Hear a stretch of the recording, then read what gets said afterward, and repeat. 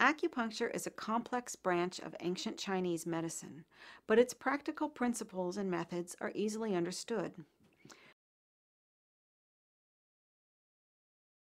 14 major energy channels called meridians course through the human body, including the head, arms, hands, legs, feet, torso, and internal organs.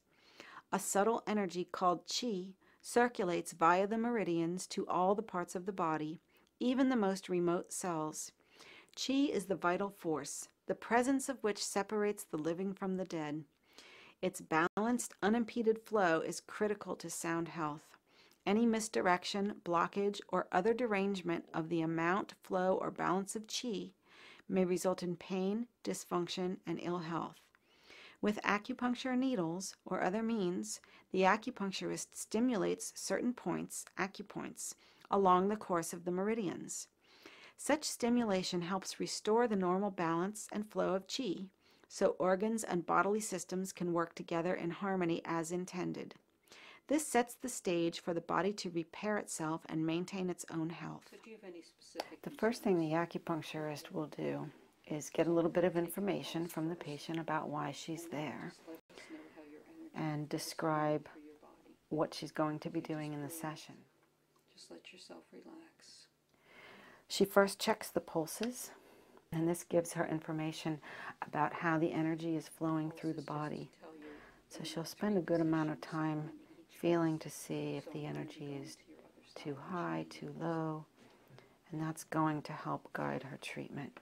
And of course she does it on both sides to see if the two sides of the body are balanced. Okay, could you just now she's looking at her tongue. By looking at the color of the tongue and the quality of the tongue, that's going to give the acupuncturist information about the internal organs. And then she will also usually palpate different areas on the abdomen. And this is another way to check for energy blockages in the central channels. So overall, the beginning of the session is to just assess how the energy flow is and how the vital organs are. The body will actually tell her what treatment is needed. So she's having her turn over because she's going to put the needles into the back. The needles that she uses are sterile needles. They're single use only. They're all disposable. They're very, very small needles. She's going to swab the areas of the back where the needles are going to go with alcohol to make sure that everything is clean. She is explaining to the patient what she's going to be doing.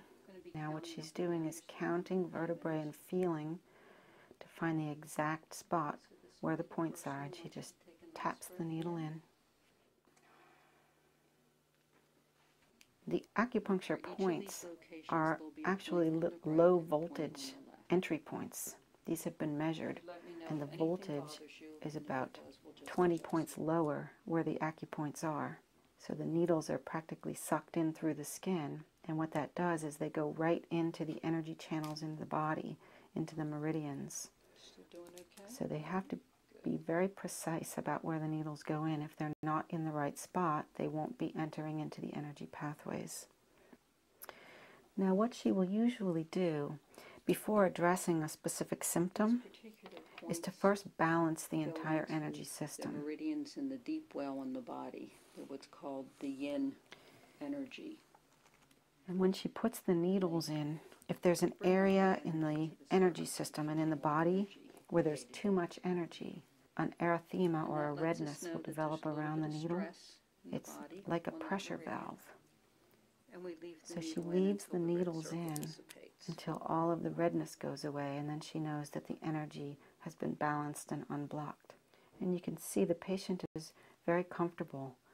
The needles, for the most part, are painless. There are some points that are tender, but usually the back is very painless, and it's actually a very relaxing treatment.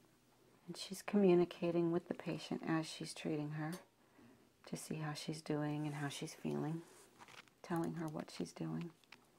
There you can see the individually packaged needles, sterile, disposable, and just how very small the tip of the needle is.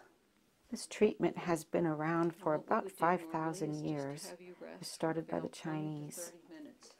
Now you can see she's checking the pulses again to see how the treatment is doing. She can feel a change in the pulses depending on how the energy is changing. So she has some feedback as to how the treatment is doing and how the patient is doing. And she can feel when the energy balances and corrects itself. And again, she always checks on both sides. So literally what happens as the energy channels get unblocked is the energy that flows to the organs and the different parts of the body gets freed up. And that restores health and it restores vitality. And in the process of that, symptoms will resolve. So she's checking the pulses. She's also looking to see if the redness around the needles has resolved. And that gives her an indication of when the treatment is finished and when to remove the needles. She may have found by checking the points and the pulses that there's some tension or blockages in the neck area. And you can see the client feels very relaxed. She's doing some energy balancing by putting her hand at the base of the spine.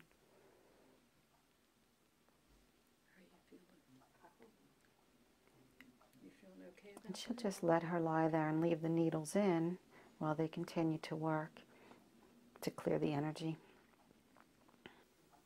Okay, so she's checking in to see how she feels.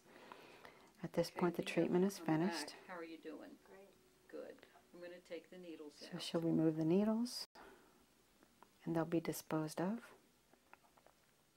And then she'll give the patient some instructions as to what to expect and how she might feel after the treatment. She'll instruct her to drink a lot of water because it is a detoxification process. Yeah, she's just going to let her rest for a few minutes before she gets up. You look nice and bright. Once again, checking the pulses to see how the treatment worked.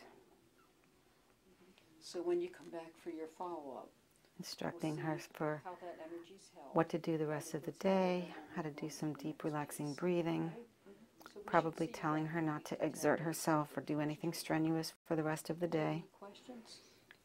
The second treatment, would you do Just more? asking her how the treatment went and how she Or felt. It all goes in your back, or how does that? No, not at all. The second treatment, what we do Explaining is to her what she found and what other treatments might be necessary. We're listening to your flow of energy, and it's telling us what you need.